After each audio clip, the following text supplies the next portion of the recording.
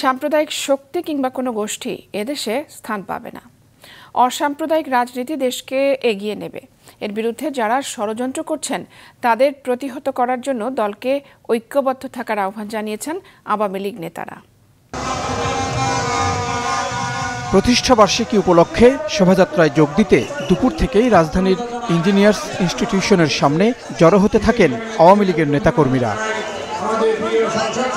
শোভাযাত্রার আগে এক সংক্ষিপ্ত বক্তব্যে নেতারা বলেন, আওয়ামী লীগের চলার পথ কখনোই মসৃণ ছিল না। অনেক চড়াই উতরাই পার হতে হয়েছে দলটিকে।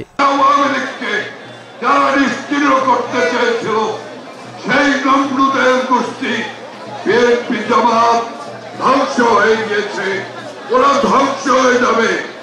অসাম্প্রদায়িক রাজনীতি জয়লাভ করবে। বিএনপির 13 বছর, এরশাদ 11.5 বছর, 24 বছর তারা রাজত্ব করেছে, রাতে কারফিউ দিয়ে দেশ পরিচালনা করেছে। তাদের কোনো এই দেশে কোনো উন্নয়নের কোনো ছোঁয়া নাই। এই বাংলাদেশ আওয়ামী লীগ, এই বাংলার মাটি, বাংলাদেশের স্বাধীনতা, বাংলার পতাকা যতদিন থাকবে ততদিন বাংলাদেশ আওয়ামী লীগ এদেশের মানুষের কল্যাণে কাজ করে যাবে। আজকে এই 75তম প্রতিষ্ঠাবার্ষিকীতে এটাই আমাদের অঙ্গীকার। নেতাকর্মীরা ঐক্যবদ্ধ থাকলে সব ষড়যন্ত্র মোকাবেলা করে আওয়ামী লীগ সামনে এগুবে বলে জানান দলটির সাধারণ সম্পাদক।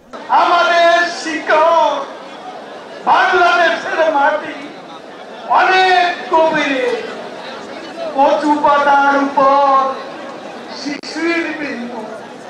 আওয়ামী লীগ না একটু টোকা লাগলে পড়ে যাবে, একটু ধাক্কা লাগলে সরে যাবে, এমন দল আওয়ামী লীগ নয়। বিএনপি ও তার সহযোগীরা আন্দোলনের নামে অরাজকতা তৈরি করলে তার সমুচিত জবাব দেয়া হবে বলেও জানান তিনি।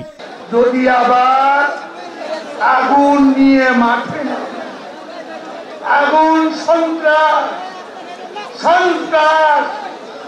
হত্যা, খুনের রাজনীতি শুরু করেন, আমরা রাজপথে আছি। আওয়ামী লীগ সমুচিত জবাব দিতে প্রস্তুত। বক্তব্য শেষে এক আনন্দ র্যালি বের করে দলটির নেতাকর্মীরা, যা শেষ হয় ধানমন্ডির 32 নম্বরে গিয়ে। জাহিদ সেলিম, মাছরাঙা সংবাদ, ঢাকা।